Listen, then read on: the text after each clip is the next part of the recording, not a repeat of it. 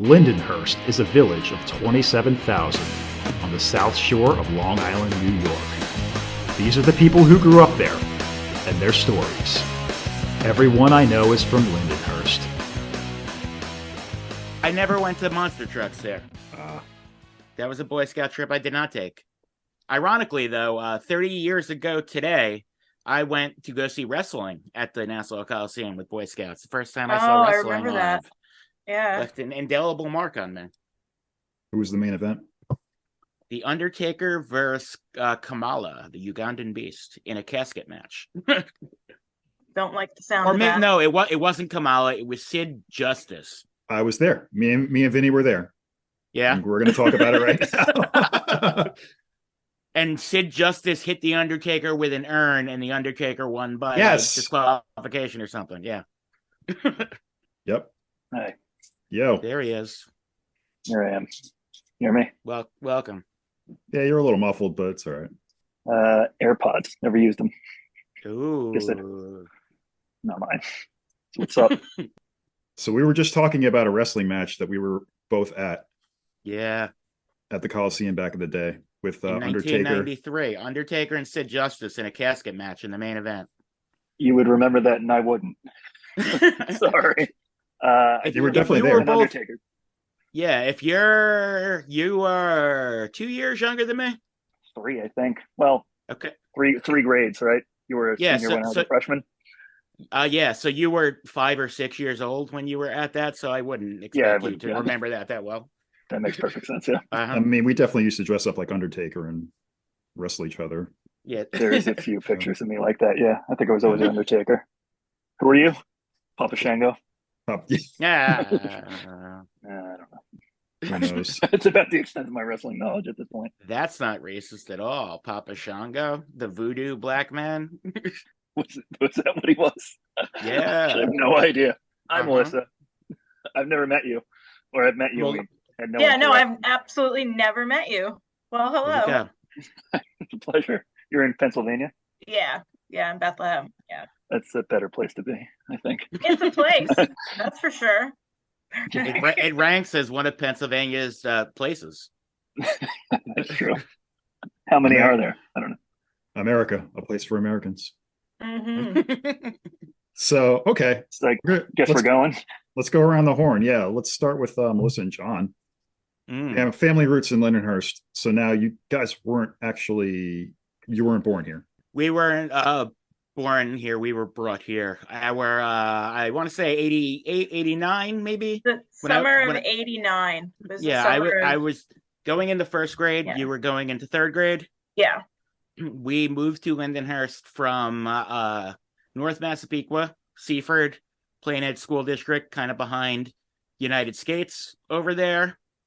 We lived with our grandmother, who was moving to Florida at the time, sold her house, so our family moved to Lindenhurst. And in the previous summer, our mother's brother and our father's sister, father's sister, both weirdly bought houses in Lindenhurst around the same time. Okay. So I guess that maybe spurred our family's decision to move there to be close to family at the same time. So what were your parents doing for a living? Our mother worked for, at the time, it was Citicorp. Yeah, like some division of Citibank. She was doing sort of like fraud, like follow up on fraud claims with credit cards. Yeah. So, and then, boy, did our dad do a number of things. Right. Over the course of time. But, so for like the first 10 years of my life, he baked bagels. Right. Was like an overnight baker at a bagel place. And then when we moved to Lindenhurst, he worked for a couple of years at Long Island Paneling. Yeah, here on Sunrise Highway. Is that even still there? I think it might be. Sounds familiar. I haven't been to Taco Bell in a while, but that would be when I would see it. Yeah, it's like right on the drive-through line at Taco Bell there. Yeah. So that's 89. Milli Vanilli's hot in the charts. Right, yeah. Actually a pretty good year for music. It is. Yeah. And cool. So what are your first memories like of Lindenhurst and starting school there? And me specifically, I remember that summer, I guess in an attempt to integrate me to local children. My parents enrolled me in soccer in that summer before the school year started, and I was on a team called the Dinosaurs. And I think Chris Shaper's mom might have been the team mom or team coach or something like that, because turned out later in life when I met him, his mother was like, holy shit, you're that kid on that picture with that picture of Megan on her team when they were little. Like, I popped back in and they were like, you're just the face we had always seen then. And I didn't really like soccer. I liked the oranges that we got in between whatever. Same. That didn't last too long. But I very, very young. I don't really remember that much. Going into school, I guess I also went into Boy Scouts, I think, in first grade, which is where I met a lot of kids and kind of became friends with people doing that stuff. Yeah. We had Boy Scouts at OLPH, but it sucked. Yeah. We did arts and crafts, and that was about it. We did no camping or anything fun at all. They did that, and we eventually got to that. And I guess as we go later, I'll talk about that, because I stayed with Boy Scouts maybe like a year or two too long. But it also seemed like unless your dad was the leader, you weren't getting badges or being pushed or encouraged. Like, unless your parents were there at the meetings to actively encourage you to participate, you were just kind of hanging out, like making jokes, being a little shit in the corner with your friends, as little shits do, you know? That's exactly what I was doing. Yeah. Yeah. But I also remember the Frines who grew up next door. Like, their dad was, what was it, a den father? Is that what they called it? Yeah. Yep. And they went up to like Eagle Scout and were doing like crazy things. Yeah. Same thing. Dan Taylor, was he your age? Yeah. His dad was very involved in Boy Scouts, and him and his younger brother were also there the whole time, and they were like model Boy Scouts. And another kid named Jason and Dennis Riley, their dad was the leader, and Brian Marowski, Orbit, if you remember Orbit at all. He's a little bit younger than you. Oh my God, of course Vinny knows Orbit. His dad was the pack leader too. What nationality was he? He was adopted. He's Korean though. Okay. What happened to him? Do you have any idea? I don't know, because he has a sister that's like his legitimate blood sister. She might be your age, Kim, or maybe she's a year older than you. But she might be a year older, yeah. But she was fine. He wasn't always like that. He was always a little like that's silly. All I knew about. But no, he was the most entertaining, almost of anybody, and we had a lot of entertaining friends at that time, at least. Yeah. So, well, you probably have more stories than me. That's first grade for me. I remember not liking my teacher in first grade. There was a kid who threw up on his desk, and she made him clean it up. And they forced her to early retirement that year. Her name was Mrs. Generis. For that pretty incident? Awful. I think amongst other things, but like I guess she was at that age where they were like, yeah, maybe you just take your pension and go. Yeah, you've obviously had enough. Yeah. Okay. What about you, Melissa? What I remember about moving to Lindenhurst that first summer was that because we had two working parents, Mom had to find something to do with us during the day, so she put us in that Fireman's Park day camp. Park camp, yeah. And that was sort of like my first of all, like for like a fat kid in 1989, day camp is like forced labor. There's like no indoor anything, you know. I'd never been outside for that long in my entire life. I was yet to become fat, but that would happen in the next year and a half or 2 years. You know, and I all our options to do were to play dodgeball or like on the really hot days, they would open the fire hydrant. Yeah, fire hydrant. On like that drag strip by Fireman's Park, and it would just be a bunch of kids with like weird Guido'd out like IROC Z driving high school jocks as the camp counselors. Oh yeah. Tony Z or Joey Z, or I don't like was one of the guys' names, and the Canobio twins, Mr. Canobio's sons. I was never so happy as to see Mom at the end of the day, you know, as we were at the end of those camp days. I was like just convinced some days that she was just never coming, and we were stuck there. I managed to get lost at every field trip we went on. I got lost at the Bronx Zoo, at the Long Island Game Farm, at Shea Stadium. And then people would find me. They'd be like, "Who are you with?" I'm like, "Everybody in blue shirts." And they're like, "Everybody's wearing a blue shirt. Who are you talking about?" I have a similar story. We took a field trip in 4th grade to Philadelphia. First time on a coach bus. Number one, the movie they showed us was Point Break. Very appropriate 4th graders. Okay. And so I was wearing this like neon green hat, and there was another school there on a field trip, and to keep them together, they all wore the exact same green neon hat that I was wearing. So the entire time people were like, "Are you lost, little boy? Your school went that way." I'm like, no. So that was my first Philly experience. The only good things that come out of the camp for me are, I mean, this is getting into pre-diabetes, but the candy from the ice cream trucks, classic candy such as Fizz and Cherry Clan, and the racist candy of back in the day. Your lemon heads, your fun dip, your screwballs, what have you. Yeah. And knock hockey was like a religion at that camp. Oh, yeah. At lunchtime, like there would be a weird mountain of lunch bags piled against the side of that shed thing that's like behind home plate at Fireman's Park. You would just eat your lunch and then sit and play with knock hockey. It was one of the only things, one of the only things we could play while sitting down. Yeah. So I became very good at knock hockey pretty fast. I really can't remember actual games that we played besides dodgeball. Like there wasn't basketball, there wasn't baseball, there wasn't tennis, and there were tennis courts. I remember hiding in the bushes behind the playground there, which is no longer there. Like all of that's taken down. It's like a weird foam rubber kind of apparatus in the middle of everything now.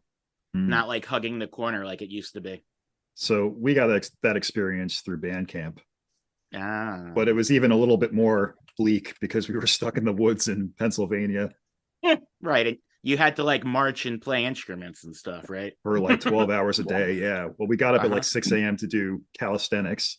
And then I had 50-pound drums strapped to me all day. Nice. Yeah. Should have been in the pit. I should have been in the pit. Yeah. Yeah. I mean, I still have back problems. And my career is not helping that. I get that it was really the best thing for us to be like outside with other kids. Sure. But who dog? That was no. Until 2 years later when I was fat and they're like, "All right, John, you're on the skins team." I'm like, "No, I'm not." I'm not going to play today. And I became friends with the counselors and would hang out with the counselors in the shed and like clean up the shed with them. Yes, that's I kind of had to like endear myself to the counselors. Just so I wouldn't have to, have to participate, because if it was hot, there was nowhere to go. That's like a sign of an ADHD kid, though, like befriending older adults. You know what I mean? Instead of kids. Is that a sign? I don't know. I don't know if I've ever heard that. That would have been one of my many signs then. Yeah. Somebody should have told me that then. Because... I definitely thought, I was like, fuck these kids. I'd want to speak to the grown-ups. They seem to be having the real fun. No one tells them what to do. I was going to say, at least you guys were smart and funny. So had that going for you. Yeah, I guess that's, that was, I always like to laugh. We shared a bedroom for a very long time. So we watched a lot of TV together. And, I mean, us being all around the same relative age, Sunday night comics, Comic Script Live, A&E, Evening at the Improv, Saturday Night Live, the advent of Comedy Central. You didn't have cable, right? We had cable, yeah. We did. Okay, but you didn't have HBO or something? No, we did not have. No HBO. Gotcha. Right. We had basic cable. Matt Tutrone's the one who had no cable, right? Yes, I think, yeah. Yeah. Stand-up spotlight on VH1. Yeah. Rosie we O'Donnell sought out hosting all the comedy, everything. We I don't know how that was imprinted into us, but laughing was a very, important thing to us at a young age. Yeah, that was huge for sure. So for us, we were born here in the house I'm in currently. I don't think you were born in the house. Were you? No, I don't think so. Your mother went outside to do that. Yeah. Good Samaritan Hospital. Technically West Islip, yes. Our father was born in a faraway land called Copeg. And our mom in Bushwick, Brooklyn. So for the hipster reference, she grew up on the corner of Wilson and Star. Ooh. And that apartment is probably like $4,000 now. I think it was $40 a month when she lived there. Hey. Yeah, and they have a huge apartment on the Venice over here for $200 a month. $200 a month. Water views, entire upper floor of the house. That was always the story. Little Italy. Yep. Literally, yes. Really lived within how many miles of where he was born and grew up? 5 miles, something like that. Yeah. 99.9% of his life was spent between Copenhagen here and Lindenhurst. Pretty amazing. Yeah, it didn't cover much ground. Didn't have to. No. No, he should have, but he didn't. Well, anyway, yeah. So our mom moved here at 14, and they met in high school and were together up until they passed away in September. So there you go. Pretty amazing. Yeah, that's that generation for you. You didn't go to preschool, did you? Yeah. You went to Grace, or you went to? It was Joy Academy at that point. Oh, okay. That's on that sometimes one-way street.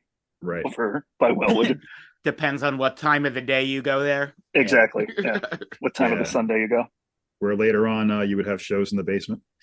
Yes, I booked Correct, Crime and Stereo there, and then they stopped having shows there because Connor from Caught Up at the time, like, did something to leave a door open, and the guy yelled at him, and then they never let him have shows there again. That's all it took. I do remember my very first day of preschool because I dressed up. I put on a tie, like a dress shirt, and I said, there's a million pictures of that. Yep. And I remember being really bummed out when nobody else was dressed like that when I got there. Is that picture you showed me where you were on the steps across the street from you? Or is that a different picture? I think that was just a regular day. Okay. I always like to dress up. I don't know. Looking now. You wanted to be in a ska band then too. But yeah, so then we attended OLPH Catholic school, both of us, until 8th grade. With all the heavy hitters. Yep. Oh, I also want to make a correction from the Heather episode. You had Sister Adrian for kindergarten, correct? I did, yes. Yes, I did not. Maybe 2 nuns. Well, there's 3 left, I guess. The principal, vice principal, and then her, I think. Yeah. And that was it. Well, I had Sister Grace for kindergarten, so there's a correction there. No, Adrian was, I think, one of the worst. Yeah. I think I got punished for coloring too dark one day. Wow. I mean, it was just that kind of brutality. She was kind of an art Nazi. Well, what else are you going to do in kindergarten? Like, what can you do? Count, pressing that crayon too hard. Yeah, that's what it was. I guess it was wasting materials. Mm-hmm. Yeah, and then there was Sister Adelaide in 1st grade who made me go get her lunch every day. Oh, that's good. Yeah. Now, in OPH, did they stay in the same grades, like every year, the same ladies taught the same grades, or did how did that work? Okay. Yeah. There would be 2 classes for each. So each class would have one teacher for the entire time up until 6th grade. That's when we started traveling for different subjects. Mm-hmm. We would have different teachers for different subjects, but up until then, it was really just the same teacher for everything. Well, yeah, I get it. Okay. Yeah, we really had a good base for high school. We were behind in just about everything. Yeah, heading God, though. I don't know. I don't think we would have been. No, there really wasn't all about religion. Yeah, they were phasing that out. Yeah, by the time we got there, I think. I don't know. I just didn't. I learned enough. I mean, whatever I went into. So, I mean, yeah, sure. The science I was decent at, surprisingly, because you'd think that would have been way on the bottom of the list, but I don't know. The idea of a science lab or dissecting an animal, we did none of that. No, nothing hands-on. Nothing hands-on. Whatever was in the textbook. I don't think you really did that in until high school anyway. You know what I mean? I think maybe 5th grade we dissected an owl pellet. Did you ever get to that, or not even doing that? Not even. Okay. No. I've never even heard of that. It's owl. It's some weird hairball that an owl coughs up. Yeah, it's the regurgitation. And there's mouse skulls in it and shit. Yeah, I think that's kind of undigestible. Cool. It is kind of cool because the first, I don't know, I never saw a mouse skull before that. Or any sort of bones. There's also a long list of banned books. I had no idea where the Wild Things was until I think the movie came out. I had no idea. Yeah. That's insane. That's why my Max is Max, Yeah. No idea. I thought it was Rushmore, not where the Wild Things are. 75-25, you know. They didn't Ben Harry. I guess Harry Potter was coming out around the time I was You were still in high there, school. and they Maybe actually more read that. you. Yeah. Yeah. Oh, you Mrs. did. Ferry actually read that to us, so I guess that wasn't on the list, or they're loosening up at that point. But yeah, I remember reading weirdly, it to the us. school closed eventually after the Harry Potter series ended, so maybe it Yes, killed I them. don't know if it was related. I can't imagine. What was the tuition like? 250 a semester, whatever, half a year. How could you survive doing that? I don't know what they paid the teachers, but it was miserable. Yeah, that's what I was. What do you know? What the tuition was there? it was not expensive. Okay, a few $100s. I'm guessing for it might have been $1,000 a year. Yeah, maybe. Really? Tops. that's not too. But then do they encourage like? I remember we had cousins that went to OLPH, and always hearing that like parents had to like volunteer at the school, and if they didn't do that like to meet the volunteer requirements, they could also like donate money, you know what I mean, to void yourself of the volunteering. So I guess that's some sort of racket of how they made money too. Our mom did volunteer for lunch duty. Yeah, right. Yeah, people's moms were lunch moms and all that sort of stuff. But that was also a punishment I received once, because you couldn't stand up during lunchtime. So if you stood up, your mom had to come and be a lunch mom? No. I was caught standing up in 7th grade during lunchtime once. No. And one of the 3rd grade teachers was patrolling the hallways. So for punishment, she made me go watch her 3rd grade class during lunchtime. You go do this while I smoke. It was an absolute nightmare. The punishment did not fit the crime. She probably just didn't want to do it and was like, "Oh, he stood up. That's it." Yeah. Volunteer. That's illegal, right? Okay, cool. Yeah. I have to go cry. You go watch them. Yeah, and I was also, so Vinny, you were not an altar boy, right? No. You avoided that? Nobody asked me to, I don't think. I think I might have willfully gone, because maybe the Fitzgeralds were. Did you feel like by the time it got to you doing things, Vinny, your parents were just like, yeah, because Anthony had done it already? You know what I mean? Yeah, they were like, been there, done that. Well, if he doesn't want to. Yeah, they definitely didn't. They didn't care at all. Gotcha. Well, they were so exhausted. He was a miserable child. Oh, I was horrible. I guess they should have known with the ADHD at that point. There should have been a diagnosis. There was no term for it then. Yeah. Exactly. No, it was just laziness. Your parents called you lazy. That's what it was. He wasn't lazy. Opposite. Hyperactive. Yeah. Completely hyperactive. So yeah, at that point, they were like, as long as he's not crying and locking me in a basement and throwing things at me, just go ahead. And then he would kind of take me out. We'd do stuff. I mean, I was going to shows when I was 6 or 7 at that point. You definitely have those bragging rights for sure. You were going to shows. You were going to the Roxy at 9 years old. Yeah, and the tinnitus to show for it because nobody said protect your ears at all. So yeah, the parenting maybe should have gone a little bit further. What are you going to do? Oops. You have it now too, right? Oh, real bad. Both ears? Both. Shitty. Do you know what note you don't hear anymore? I tried to do that notch therapy where you try to figure it. You're supposed to go to a audiologist and have them figure out what pitch it is, but I kind of just tuned it on my phone. You're supposed to do it for like a year. I never did it, but it's like the TV's on in another room, kind of high pitched squeal in both ears. Doesn't really bother me because I've always had it as far as I know. Right. I don't remember ever getting it. It's comforting white noise. If that was gone, I'd be freaked out. Yeah, I don't think I could live without it now. So. Whatever pitches make me enjoy 311 are still there, so it's cool. So anyway, so we're getting into high school now, where we all meet. Well, me and the Mees. Vinny came later. So Melissa, I was in a couple classes with you before I met Sean. Pretty sure. Probably. I remember the first time that I saw you, like, because you were like an other, like at orientation for high school. Okay. Yeah. I was like, who the hell is that kid? I don't know who that is.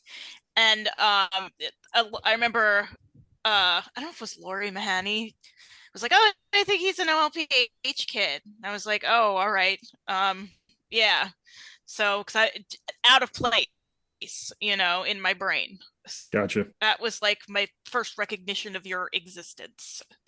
Was sort of the most I could to not be perceived by any other human being.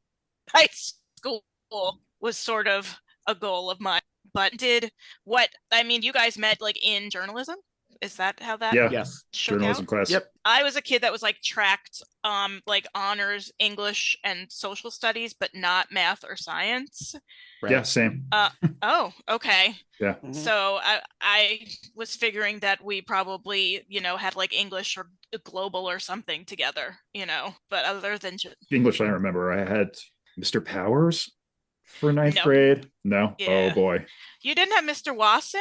No, I had Mr. Watson. Yeah, for English. He was ninth grade. Yeah. He was ninth grade, and he was cool. Yeah. I remember. So I think maybe, we were in the same class. That man was, he was like the only English teacher I ever had that really focused on grammar.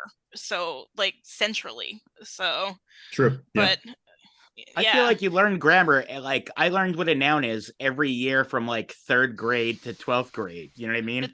This man had us like diagramming Shakespeare. Yeah. Okay. Yeah. Literally like diagramming like Shakespeare, and like where you would like read a short story and focus on the content of the short story. We would have to do that and diagram the short story, Yeah. So it's interesting how that's something I could totally do, but like algebra, I'm like, no, get it out of my face. Just same thing. Yeah. I'm the opposite. Yeah, So it's the opposite. Words ain't numbers. Words ain't numbers. Very good. You have the useful abilities. Yeah. Yeah, you got that STEM going on, bro. It took a long time to get here. Yeah. Wish I had the computer science ability right now, but no. Well, it's you're an elder millennial like us now, so. So I guess as you're meeting in high school, it's worth noting like my interests go from being like chubby kid who doesn't know what he likes and kind of like sports and stupid stuff into focused on music entirely. Like music is exploding all around us. There's alternative music, alternative radio, MTV and everything. Green Day explodes. I find an identity. I can like bands. I can wear band shirts. You know what I mean? So I start doing that. There was like a big divide amongst kids in junior high. You were either like a hip hop kid or a metalhead, and that was it. If you liked, I wore a Scofflaw shirt, and people called me a metalhead. Yeah, because they didn't know what to call it. You know what I mean? Yep. And I guess that was like the big divide then. But then I started seeing, as mentioned on previous podcasts, like the skater kids in my grade, Chris Feitzinger, Phil Bacon, whoever, wearing like Silent Majority, Earth Crisis shirts, Respect Is Lost patches, and I didn't know what it was, but I was very interested in knowing that there were bands around here and stuff like that going on, and you would go to Looney Tunes and get like Good Times or the Long Island Voice, and I would see ads for shows at the Common Ground, which I knew was in Lindenhurst, and like we would be going somewhere with our parents on a weekend, and as you drive by on 109, you'd see a line of freaks, I guess as you would call them back then, kids with long hair just standing outside of the warehouse, and I knew something was going on there, but I definitely knew my mom wouldn't let me go there by myself, and I really didn't have friends that wanted to go with me there. And the first show I went to was after the last day of 8th grade. Talked about it in the Nick episode, a ska show at the First Church in Huntington. It was Edna's Goldfish, Checkerboard, Charlie's Last Show, Spider Nick, and Channel 59. And then after that, I was like, cool, I like ska and punk. And that was like showing up to high school with like I don't even know what shirt, probably like a Ramones Adios Amigos shirt, something like that. And that's like the lighthouse beacon to other kids that are like, oh, this guy likes the same kind of shit. I'll talk to him. And I guess that's a $300 shirt now. Yeah, all my shirts that I had are $300 shirts, or a $45 bootleg, Das bootleg fucking shirt or something like that. Yeah, that they're reprinting. The Green Day basket case shirt that I have is a $40 one that Heaven's Basement just remade. I'm like, I wore that shirt every day for 4 years. I think you had that one, Vinny, didn't you? I did have that one, yeah. Yeah. Later the better. Mm-hmm. Those things are destroyed now. Yeah. We still have a few. You probably have a lot of them. I just found that reunion show shirt somewhere over here, actually. This is the Max. That one's yours. Looney Tunes at the time started sending home those mailers, and they would say that they were having listening parties on like weekends for like new releases that were coming out, and they advertised free t-shirts. So me, Drew Knopfel, and Dave Hamilton would go there every weekend and be like, where's the free t-shirts? Where's the free t-shirts? Like, you gonna buy anything? And we're like, no, we just want the free t-shirts. And he pulled out an old musty box once and gave us Danzig shirts, and I still have the Danzig shirt from back then. That was the best thing that could have happened. Yeah, even then it was probably 10 years old, and I didn't know. I only knew who he was from Beavis and Butthead at that point. You know, I wasn't into the Misfits or anything. Yeah. So I didn't know, but I'm still not. Yeah. I prefer Danzig. Me too. The Misfits, I like their songs, but they fall into the category of like, sonically, this sounds like shit, so I can't, it doesn't click with me. Some things just don't. Sorry. Yeah, I'll listen to it. I didn't go to the reunion, but right. I just like that style of Danzig hard rock bluesy stuff. Of course. Way better. Of course. Samhain? Yeah. That's what's up. Okay. We found a middle ground. Moving into high school, though, like, this is again where I'm drawn to older people, because like the people that I was friends with, like Drew, Ian, Kenny, love them to death, known them forever. We were all into stuff, but like as you're discovering stuff with friends and you like stuff, sometimes they'll take like a left turn, and like I'd be like, yeah, we like the Ramones, we like Green Day, you like Sublime a lot. I'm not so into that. Yeah, well, 311's the big one, and like I could get down with some 311, but I'm not trying to make myself look like Nick Hexum when I'm looking in the mirror. And I don't want to say they were, but I'm not going to say they weren't. Frosted tips. I mean, sometimes you try to look like the PacSun mannequin. But they're not alone in that. That's I don't know. I feel like South Shore, Long Island, socks and sandals, Fimo clay hemp necklace, beaded wallet chain, sideways visor is a look for many people. Hawaiian shirt. Oh my gosh. Frosted tips with a Lindy flip. Oy. Yeah, that's like half our yearbook. Yes, pretty much. So many cargo shorts. It's very funny though, looking at the yearbooks through the years, like as they posted them on the library thing, like you get the early 90s, late 80s, like hockey mullet hair, and like the girl like prom hair, Yeah. And then it slowly morphs. And also you can find a fat kid in a Master of Puppets shirt every year from like 1986 until maybe present day. Yeah. In the big class picture. Thanks to Stranger Things, there's a whole new generation of that kid. Yeah. Yeah, that's funny. Yeah. By our era, it like kind of evolved into the Caesar cut, which I have in my yearbook photo. Which isn't a bad look. No, I was just shaving my head at that point, because I was explaining to my sister the other day, I don't think I've ever had a haircut I've actually liked. I don't know how to accurately explain what I want done. And I feel like it's their job as a professional to know what looks good, but they don't do that. So I don't know. I just shaved my head for a long time. And then also I feel like there was a stretch where my parents were like, we're not going to pay for a haircut. We got a buzzer. We'll just shave your head at home. So that, that. No, you wanted the buzzer. Like because I didn't want to go get a haircut. Yeah. Okay. $20 wall. Right. It's the best investment you could possibly have. Yeah. It's less than the cost of a haircut. The other story is when I was very young, my dad would take me to John M's in town, the old Italian barber, because that's my name. Go, right? Us too, yeah. And he shaved my neck with a straight razor and made me bleed when I was 8 years old, and we never went back there again, I think. Holy shit. The same razor blade that he used on. Yeah, the same one he brought on the boat from Italy. Yeah, exactly. But like he also had Playboys on the table there for people to just read, and I'm pretty sure my dad was getting liquor from him while I was getting a haircut. You know what I mean? Like that kind of old Italian barber. Yeah, what was where it? Yeah, those in the Barbicide, the big glass Barbicide. Drinking the comb juice. Yeah. I remember the day Kurt Cobain died. That's where I heard it, was waiting to get my haircut in John M's barbershop. Nice. I heard it on the radio. And my dad would also take, like, we would park in CVS, but there used to be that old man that sat in the CVS parking lot that would tell you to move your car if you didn't go in CVS. And so we would go in the CVS, and on a lucky day, my dad would buy me a Dick Tracy action figure because the movie had just come out. We definitely have some merchandise from that movie too. Yeah. Saw that at the Bayshore Drive-In.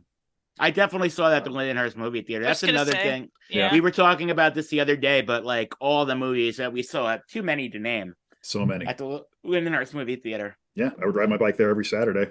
$3 would get you a video game and a movie. So that's another big thing that we skipped too when being younger. We lived in North Lindenhurst elementary school, and I guess around that time Street Fighter was huge and came out, and I would ride my bike down the block to the pizza place where the CVS is now in North Lindenhurst.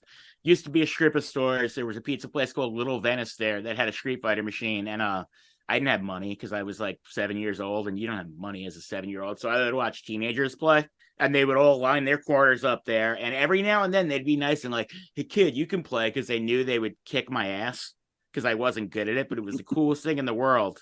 And then I think in like 3rd or 4th grade, it came out on Super Nintendo, and I got it for Super Nintendo, like came out on my birthday. So like it lucked out that I got that game, and I never went back to the pizza place again. We were doing the exact same thing at the same time because the Chinese place down the block from us had a Street Fighter machine, and I would go watch kids play it. Mm-hmm.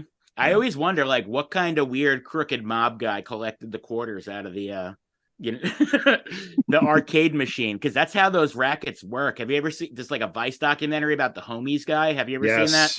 Yeah. But all those vending machines are some weird like mob. I mean, most small businesses on Long Island are mob run racketeering fronts. Yeah, at some point, yeah, for sure. Homies are the little dolls like in the quarter thingies. Yep. Yes. Yeah. Oh my gosh.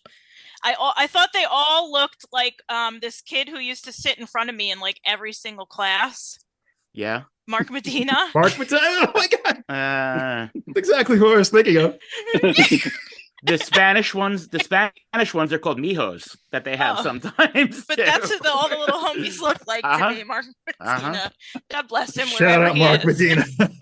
He was the nicest kid on earth, but he definitely looked like a homie now. Truly. But the alphabetical order, Was he one of the breakdance kids?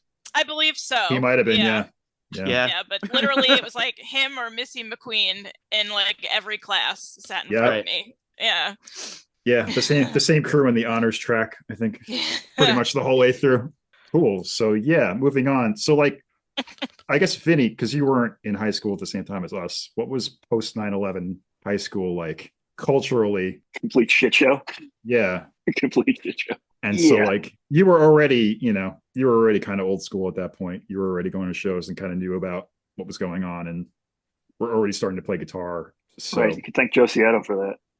I was going to pick up was a Musicland by that first Ibanez I had. Yeah, it's still in his studio. Huge prime. Yeah, you still have it. I had no idea where it is. He's got it in his studio. It's not rusted to hell. The strings probably still have your blood on it. Probably. Yes. The input is fucked up, but you switched the pickup and the tuners on that or something. There's an EMG 81 in the bridge. In the bridge. One single volume knob. So yeah. That's all. That was like a humbucker single setup, and then I was like, well, I'm playing hardcore, and I got to make it chug. Yeah, whatever's going to drive this amp as much as I could. That's what I put in there. So yeah, that's what I had, which is a terrible idea because they sound awful, but they were very high gain. So yeah, I'd like to see that guitar if you can get your hands on it anytime soon. It's there. It's underneath his weird drum shelf in his studio. Many times I've taken it out and tried to plug it in, but the input is janky. So you got to shake it around to get some sort of noise. Right. But that thing, I used to throw that against brick walls. Yeah. It's light as hell. Yeah. It is. Yeah. Like basswood or something like that. Who knows what it was, but couldn't kill that thing. I left it in trunks over the winter. No problem. Came out perfectly in tune. Stickers on the case or a trip down memory lane. Yes. The old Sabbath one was on there, a Rush one. The big Slayer sticker. Big Slayer sticker, yeah. I think there's like a Grip Ink sticker. I think that which I never listened to. I met them once at Wildside Records, but Dave Lombardo was Wildside, yeah. So that was pointless. Who wants to meet the other guys in Grip Ink? I met the other guys in Grip Ink. Stupid. But did we meet Seven Dust there?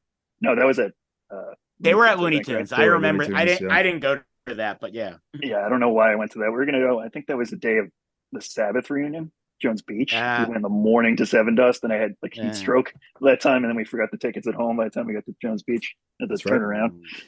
I think that was that day. Back to Wildside, Gosh. though. I had only been there once. I had heard there was like a heavy metal music store. Like, oh yeah, in that shopping center by what street is that over there? 7th Street. 7th Street. Oh yeah, the M&M Video. No, it's not the M&M Video one. It's further down, right? Further down, yeah, next to the King and I. Next to the King and I. Yeah. Yes. Oh, gosh.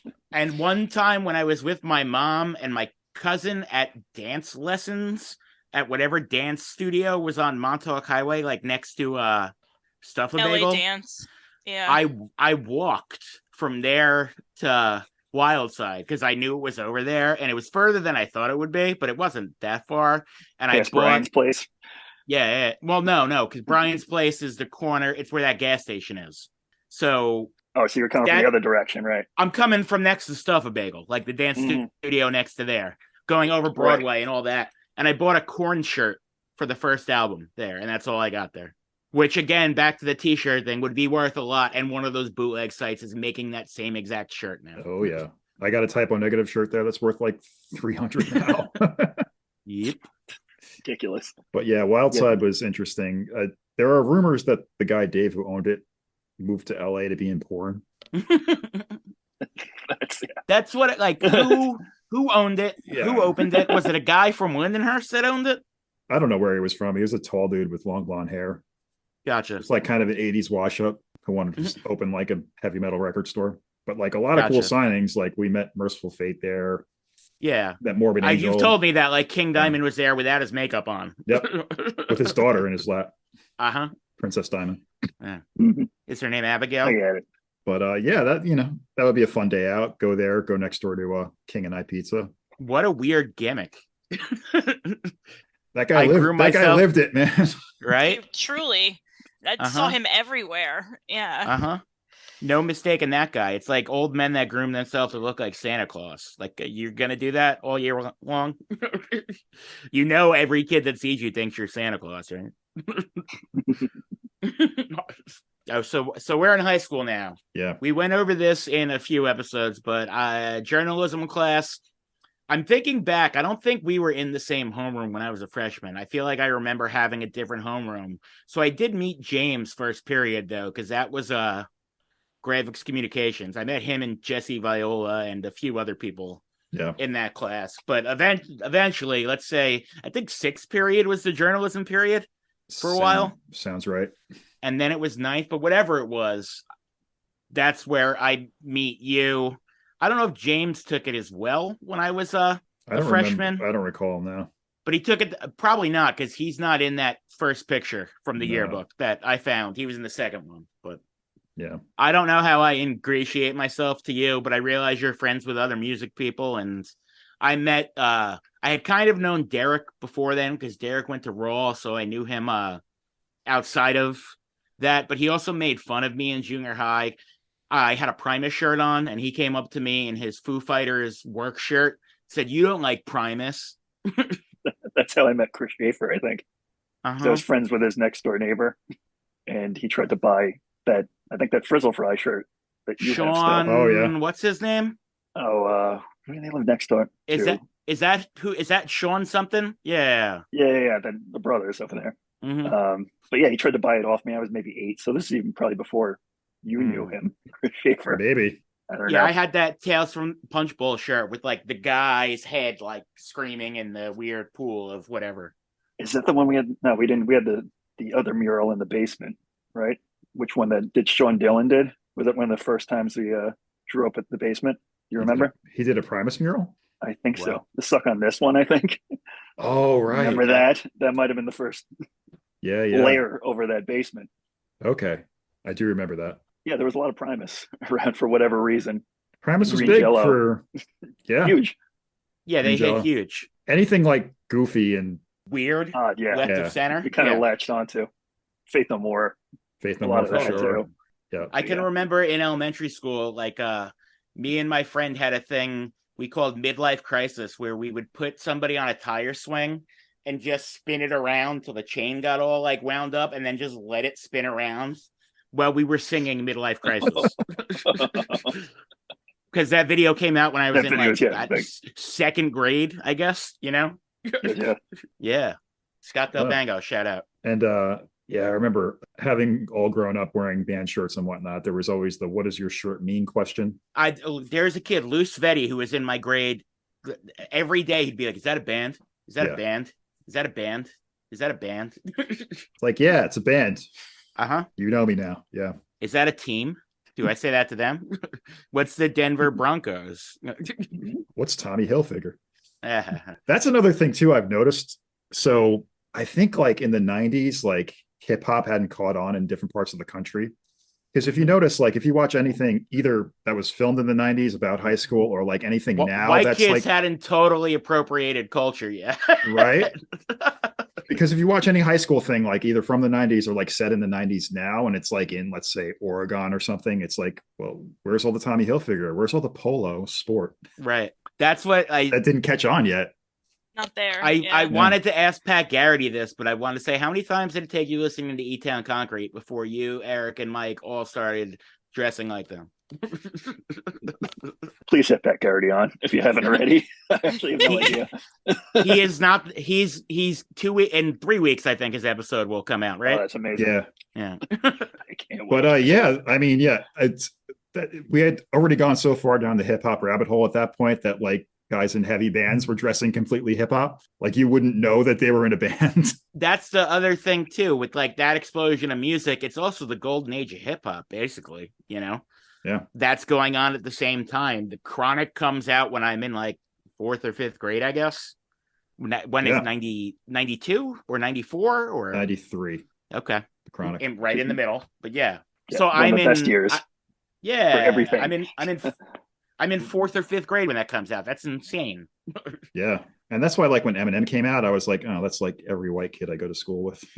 but also at the same time, like we were of the punk rock persuasion. So our friends went to the Warped Tour he played before he hit big. Yep. You know? We were there. But that's when I realized like that the My Name Is video came out, and that's kind of like a goofy kind of like novelty song. So I didn't realize he was like a legitimate rapper at that point. Sure. You know, so I saw him at Warped Tour and was like, yeah, okay.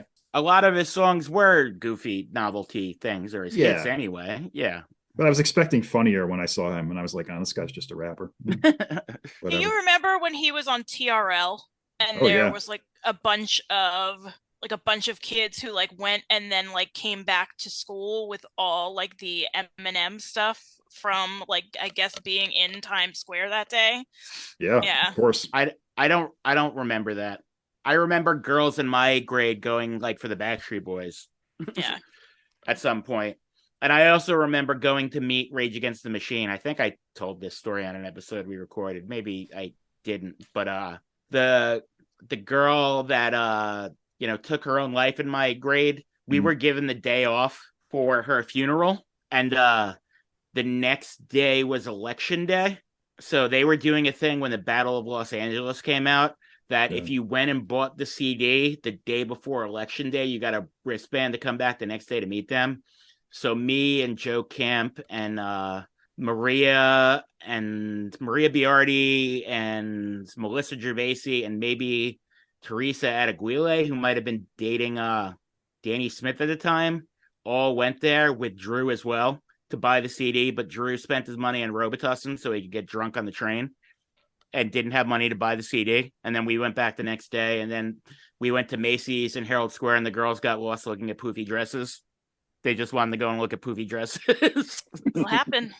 That's what you do when you're 17 and alone in the city. Sure, why not? And me and Joe Camp also once went to the city just to get pizza to come back before the day was over. Like we left school, took a train to the city, came home, went back to school with the pizza. It's not a bad day. No. I can't say that. Just so people could be like, where were you? Like, oh, we went to Manhattan. We're back now. Yeah, sure. So as it goes, we're dropping a lot of names here. But I assure you, we've changed them all to protect the innocent. These are not real people. Do not go looking in the yearbooks. We talked about this with Nolan, which will be coming out too, but like there was a journalism field trip that we got to take every year to like whatever conference at Columbia University where we were supposed to go to weird journalism seminars and then meet back up at whatever time to get back to Long Island. And that's never really how it worked. We just kind of walked around wherever we wanted to, and then came back. And I remember after you were gone, we held up like they were waiting for us, and me and James and Jamie McAlevey were very, very, very late, and they were not happy with us. They had to like wait an extra hour because we thought they said a different time. Were you down in the village with all the freaks? No, but I remember like what's her name, Samantha Steinis went there or something. She had like a sister that lived in the city, or like knew her way around the city somehow. Oh. I did not, or thought she did. That's a valuable asset. Yeah.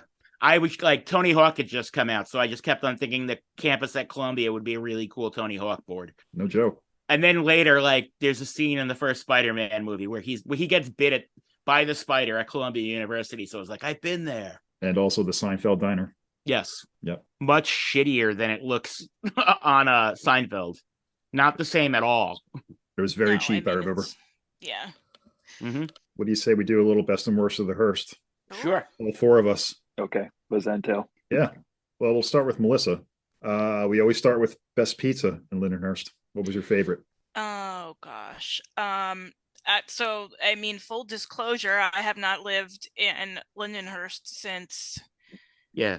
over a decade. 2009? 2009. Mm-hmm. So... It could be any era. I liked Imperial back in the day. Yeah. But I mean, right now, if you brought me back to New York, I would probably accept any pizza. So yeah. Gotcha. Bethlehem pizza's not up to par, friends. It's not cutting it. Yeah. What was the worst in your opinion? Oh gosh, I'm looking at John. I was the worst pizza. No, what do you think? Like La Pizzeria and Mr. G's were the absolute. Yeah, I would Mr. G's probably. Yeah. I don't know why I have it in my head, but I remember Avanti being the best, which was where Crazy Owls was, which is now Gino's. Yes, they had like a sesame seed crust. That was very delicious. And like if you got like so many points as a kid who like went to roll on like, you know, school stuff, like a teacher might take you out to lunch there for like having good attendance or like getting good spelling tests. Yeah. If I got 100 on all the spelling tests every week in fourth grade, Miss Lemkowitz got us Burger King, and I got Burger King every week. So, booyah. Yeah, there was a Chinese food place next to Avanti that gave me food poisoning, and we had to cancel my 11th birthday party. I was very upset. Yeah, I wonder, it's good taste, I believe. Not so good taste. Yes. Right. Yeah. So that would be your worst Chinese of the Hearst. That would be my worst Chinese of the Hearst, and the horror story there is I threw up in school, but not in front of anybody. So I narrowly avoided being remembered as the girl who threw up in class, and that was like girl. Yes, I like action movie ran to the bathroom because they would have had to get Al the custodian with no fingers and the weird pink stuff that they put on the vomit. Yes. At Ola PH we had Randy and Eddie. They were like custodian team. So. And as far as Chinese food, the best, I don't know if it's the best, but our family frequented Heng Heng across from 7-Eleven on Sunrise and Green there because they just give you volume. Like 4 times.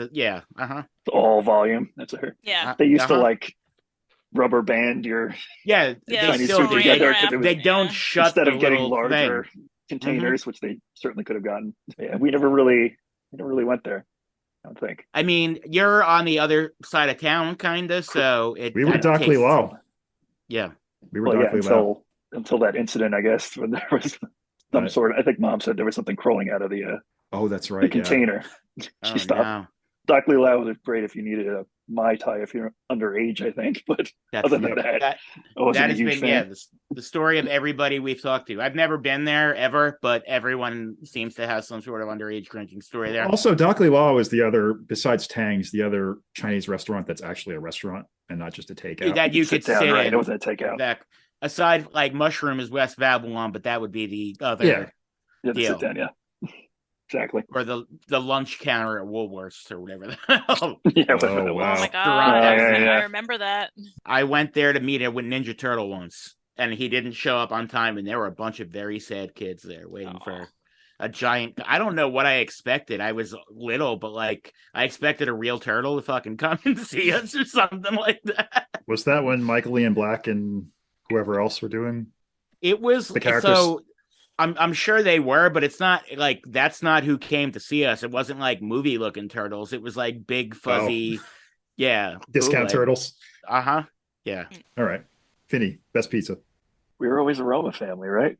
Yep. I think their Sicilian was probably the best. Do you remember our order? Yeah, I think it was Sicilian with black olives, less sauce, less cheese, less cheese, and well done. Well done. For some reason, that worked. They did have a good sesame seed crust pie too that we never did. I never even knew about that. I just went there for the older Italian man yelling at the young kid who seemed to be the same age for years and years. Chain smoking cloves while he was cooking. That's correct. Yeah, that was the key there. Roma's is gone now, right? It's gone. Yeah, it's not even open. Nope, I don't think so. Never delivered. New owners. Yeah, no, refused to deliver. You had to go and pick it up. Same angry Italian man. That's all I remember. And they always had a good arcade game there. Mm-hmm. They had Mortal Kombat for a minute. Yeah, they did for a while. Yeah. A lot of the more violent games they had there. It was like a Bloodstorm game or something like that. It was called a ripoff. Amazing. But yeah, the best Chinese was probably, is it New Empire? Is that still there on Wellwood? Right on Wellwood Hoffman. Yeah. Yeah, because they couldn't put their kid in daycare, so the little kid used to run around too, and I'd let him into Music Land at least once or twice a week. And there they would get so upset with me. That's the joke about like Chinese takeout places. That there's always a kid that's way too young to be studying for the SATs in the front of the store. Yeah, he'd run outside all the time. Like, well, it's better than him being in traffic on Wellwood. I just opened the door to Music Land, and he'd run in there, run into the symbol room, and then have to escape whatever 16-year-old was at the desk. So that was my only fun. I'll spare you the impression of the lady that works there, but her name is Wendy, and she still answers the phone exactly the same. All right, so they are still open. They totally are. Is the food good? It's the same. Like I feel like fine, it's been owned by the same people, so there's been no variance in the that kid quality is now of food. Passed. Right, done well as SATs and now owns the place. New Empire. It is his empire now. He is the emperor. Went to the Wharton School of Business, and now he's running the New Empire.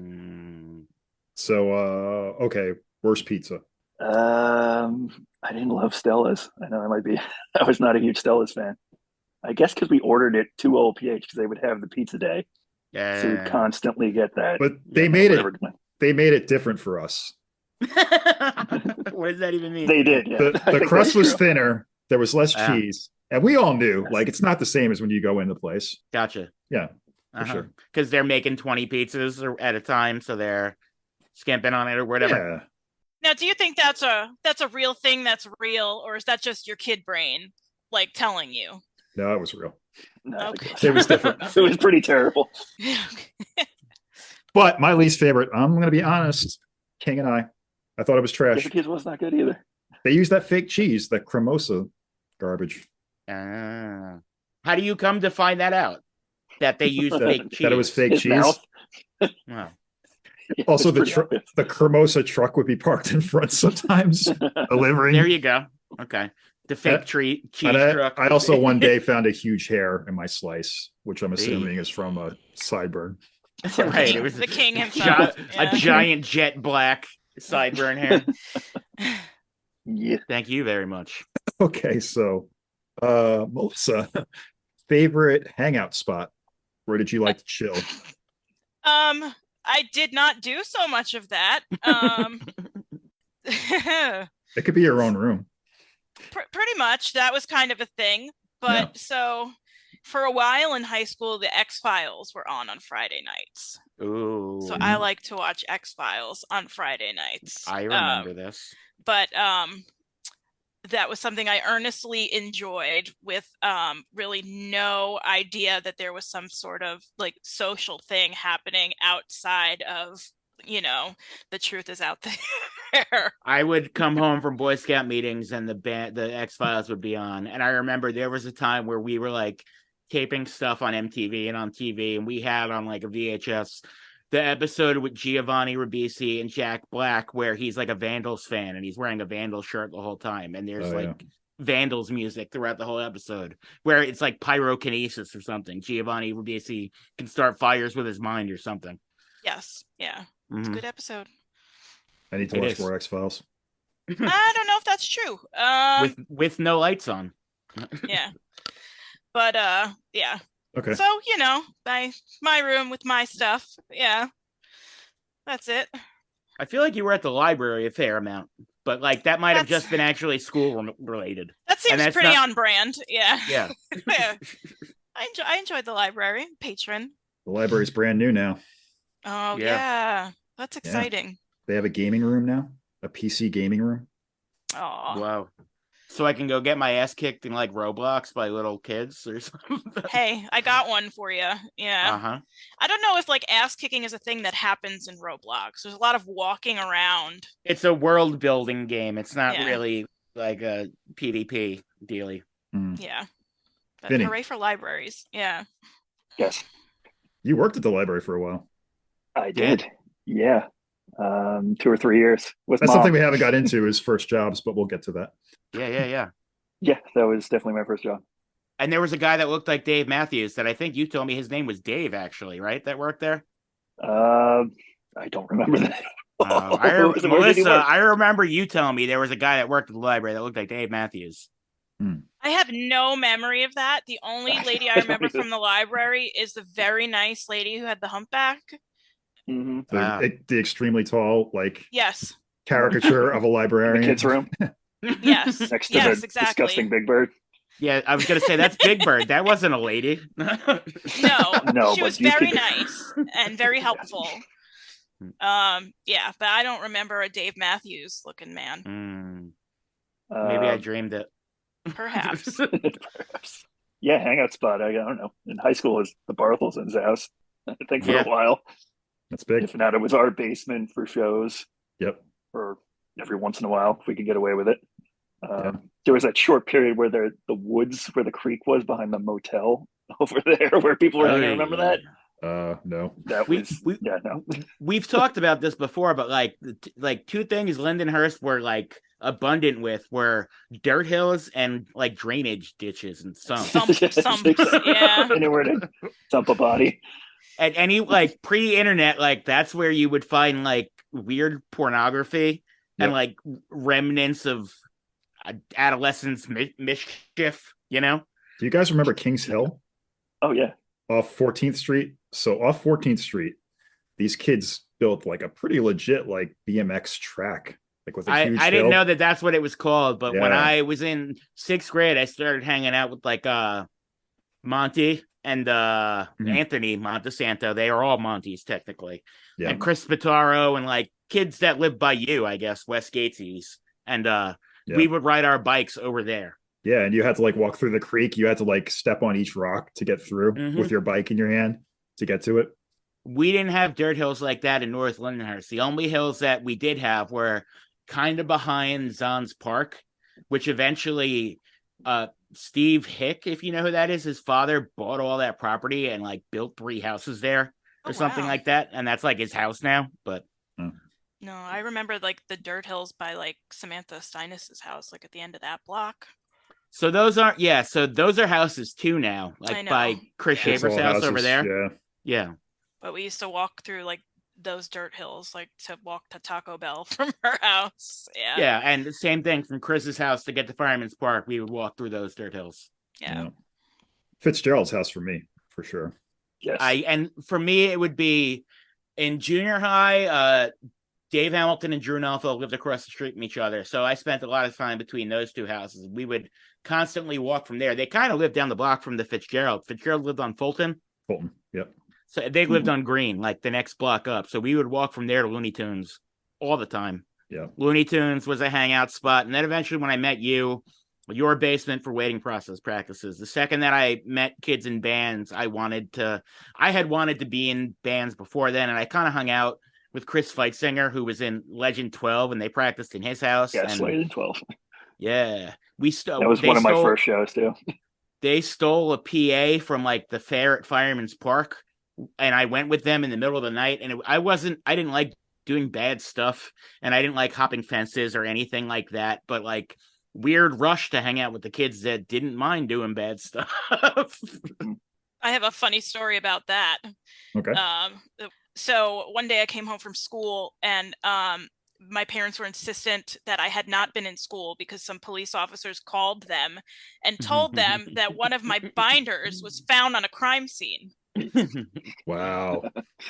Yes, so one of my binders was found on a crime scene where like some like audio equipment had gone missing. And they had asked me, or they had asked my parents, like, if your daughter's capable of hopping a fence.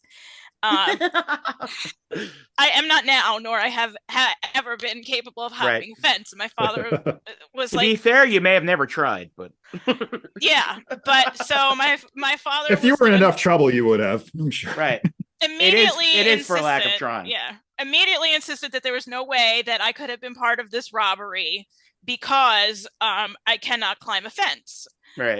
But it also happened that the day that the cops came to our house to talk to our parents, that my homeroom teacher had accidentally marked me absent because the Melissa who sat next to me in homeroom, Melissa McQueen, was absent, not me. So it was a case of mistaken identity as far as absence goes, but it was like a sibling duo whose I will not mention by name. I know who they are, but yes, responsible for the robbery that my parents insisted that I was friends with, or my mother insisted that I must be friends with, until my father convinced her there was absolutely no way.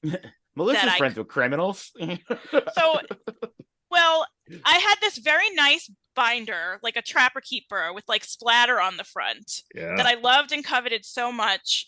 And then like mom had spent extra money on it to get it for me, like at back to school, and I loved it so much. And then my locker got broken into and it got stolen, and I did not have the heart to tell mom that it got stolen. So I was just like, I'm gonna pretend like that never happened. And then a few weeks later, that's when my binder was found on the scene of an actual crime. And yeah. So hanging out with bad kids, not a thing I ever did, but my school supplies somehow made it onto crime scenes. Suffolk County Police can't solve murders, but they can blame you for crime. Yeah. So then, mom's like, you have to call them and tell them you didn't do this. And so, like, I dialed the number. I'm like, hello, my name is Melissa. My mom said that I have. I'm a child. I'm not a criminal. They're like, yeah, we kind of put that together. Don't worry about it. Yeah. By the way, you're great at Shakespeare. Yeah. Yeah. You diagram the hell out of those sentences. Yeah. Yes. All right. So what else? What other bests and worsts? I don't know, Melissa. Do you have a favorite band from Lindenhurst? I don't know how much you're into, like how much you actually know bands from Lindenhurst. I that was not particularly like my thing, Right. Yeah. That was like a thing I saw happening around me that I knew would be more for John, But do you feel like it was like a gender exclusion thing? Like it was more of a boy thing than a girl thing? So I have thoughts and feelings on that, because I think so much of the music that you guys latched onto during that time period, even afterwards, like early aughts, is like from a male gaze. Of course it is. Yeah. And it's not until now that you're really seeing the female perspective put into that, put into the music. But like that said, at the same time, like one of my favorite bands of all time is Fugazi, and they were definitely preaching the opposite, Yeah. So, but we didn't like, there was not like a Riot Girl thing happening like in Lindenhurst, Right. So it was sort of very like aggressively male,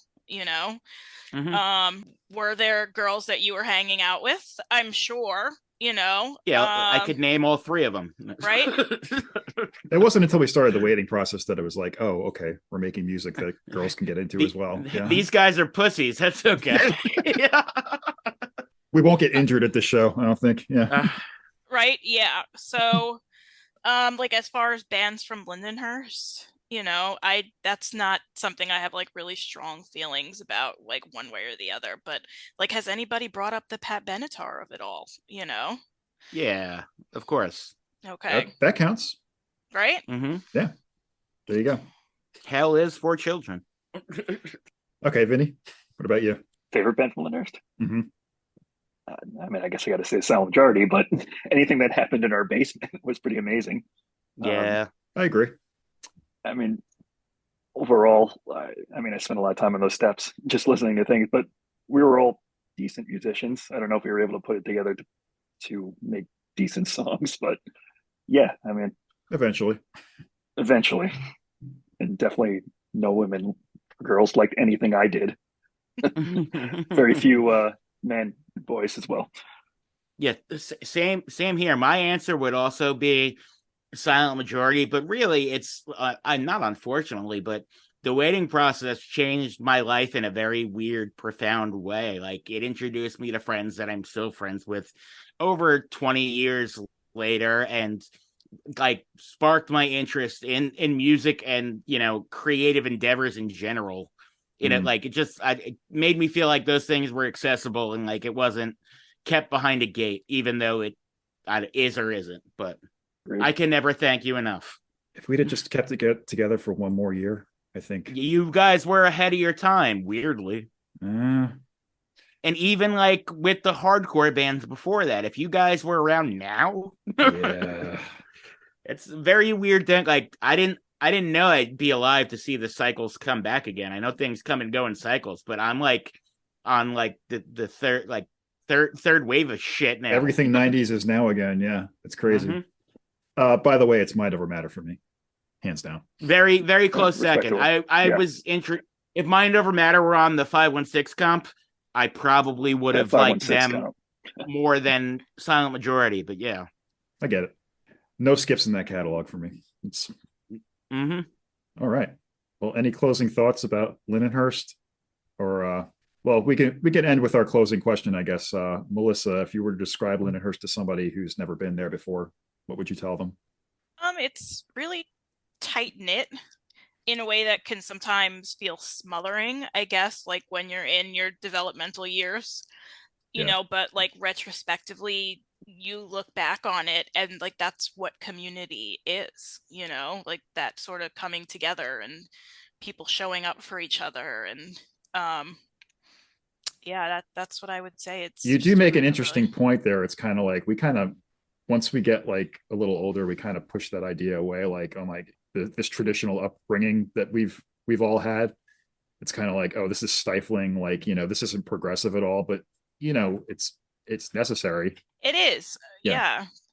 Or at least it was when we grew up there, with just the idea of, like having a neighbor, and like having a need and somebody that's close to you being able to sort of help you out with that, so, or just, having kids that you live near influence you, Right. So, yeah. That's another thing like that kind of dawned on me, like doing this podcast is kind of like, wow, all these people at one point lived within walking distance of me, and everyone's scattered about now, but it's just cool to think about. But now, our friends, when we were teenagers, you could walk into town and one friend would be working at CVS, one friend is working at Carvel. Now our friends are starting to own businesses in town, so it's kind of coming back around in an interesting way. And now I can walk into town and see friends all the time in a different way. Yeah, instead of empty storefronts too. So they're actually starting to give that up. Finally. There's still a whole row of empty stores between 7-Eleven and Villa Pizza, whatever used to be Stella's. It moved from that one to the other one. So that whole first strip of stores all empty. Right. So Vinny, what would you tell someone? It's 6 feet above sea level, as far as I can tell. No, yeah, it's what you said. I mean, a dirt patch in the middle of nowhere. Kids would just build a skate park essentially there. We used the Knights of Columbus for whatever we needed to. Again, like it was just everywhere was kind of, all right, here we are. Here's 4 or 5 kids. Here's a playground, or here's a basement. We have a shitty guitar and some old drums that didn't match. And then you'd start a band, and some of it actually turned out decent. I mean, people still ask about these bands, and I can pull it out and be like, all right, listen to this. And they're like, you did that then? Like, yeah, nobody cared then. We're like, well, that's amazing. One of them is coming back to sell out 2 shows in April.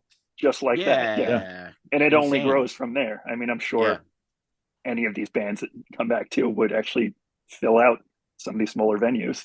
Yeah, we could get a half-hearted reunion would go crazy. Greg Nofi would be there. I know that. That's about it. But yeah, no, it's pretty impressive that people are as talented as they were back then when you're 14, 15 years old. Everyone was kind of clever with what they did. So it's a clever town. You gotta really be on your toes.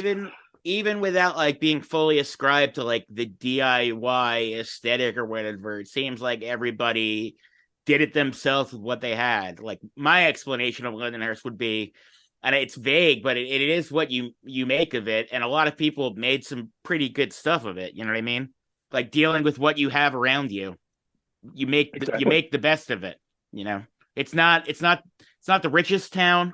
It's not the poorest town, but it's somewhere in between. I think one of our past guests, Victoria, really nailed it on the head. It was like, we didn't have a lot, but we had enough. Yeah. And we had enough that we could like aspire to something without, being there was exposure to some of this stuff that I feel like a lot of kids in other towns, they didn't know about. I don't know why or how that leaked in, but I guess it was sort of a generational thing. I mean, we knew the guys from Silent Majority, kind of the guys from Mind Over Matter, and that kind of got passed down. It's the only time in life where like a trickle down effect had actually like because generations before you and Silent Majority and Neglect and Mind Over Matter, and then there's kind of a gap in local music until it's specifically in Lindenhurst until the Foreshadow Negative Influence Waiting Process. Then like Me and Dave and Ian with that stuff, and Milwaukee Skyrocket, and then that bleeds into your At Best and whatever their band's names are, that eventually is Chris Smith and Backtrack, and you know what I mean? Him and his brothers and all those people, and Frank and Halfway to Hell Club, and the Opus, or before that, Upon Infinity, which was Sal's band with Agata Jasnewski and Will Sir, I think. I didn't even know about some that. Serious name dropping. Yeah. But like, these are all kids trying, just doing something, making something out of nothing. Exactly. I mean, there wasn't a lot to do, but there was just enough just to get you going. Yeah, you found stuff and places to do. Like you would show up to my house just with a guitar. We'd just go in the basement. I really didn't even know you. Like, barely knew you. I probably as much as I knew Melissa. Before you just show up and be like, "Hey, you want to play?" And you just wanted somebody to play with. And I'm like, "Sure." I never played with anybody else. Before I had a guitar, when you had a guitar, I would go downstairs and play his drums while you played guitar. Yep. And it's very fun. Like you're sitting where your practices were. Yep, exactly. That Farrah's Fitness still on the wall. Sure is. The heavy bag fell on my foot. That's my famous story. Yeah. Thank you for not suing us. My feet are fucked up, but I don't think it's because of that. Certainly not. Yeah. Awesome. Well, this was fun, guys. Yes. It's a good time. Thanks for coming on. For and appreciate it. Thanks for being our siblings. My favorite brother. You're my second. There's something there is something to be said for being part of a 2-set, like a sibling 2-set, as far as influence goes. It's all I know, but we definitely shared we shared, there's commonalities between the things we like, you know what I mean? And people always talk about having that older sibling to show you things, but it's more about sharing things with people. And I was definitely the kind of kid who, if I saw something I liked, I needed to show it to you. Like if something cracked me up on TV, I needed to watch you watch it to see you have the reaction I wanted you to have. You were my audience, and I'm sure it was annoying. Yeah, we weren't like that. It was kind of just, you coming with me? I'm like, I guess I'm going with it. Like, you're coming with me. Yes. Like, okay, we're going. Yeah. And then we just show up somewhere in a show or a rehearsal space and be like, oh, this is great. This is what we do now. This is what we do now. Exactly. Or you just show up with a new album and then you leave to go somewhere and I just put it on in your room. Like that would be it. Listen to vinyl because whatever. That's how I learned everything. There are so many points of reference as part of like a 2-set that only exist in the one other person's head, Right. This is why, like, when we like go to family functions and we play apples to apples or like a game like that, we fucking kill everybody in those games because we share like a brain wavelength, where we can just look at each other and know what we're thinking or something like that. But it also might be some sort of brain defect that we share. No, maybe we're just like, wildly neurodivergent and nobody ever diagnosed us. Yeah, that's a good closing Lindenhurst thought. There's literally something in the water. Yes. Salty. It's called lead. All right, guys. That thought. All right, guys. Thanks so much. Good to talk to you. Yep. Yeah. Have a good night. It was good. Good night. Bye. Bye. Don't forget your.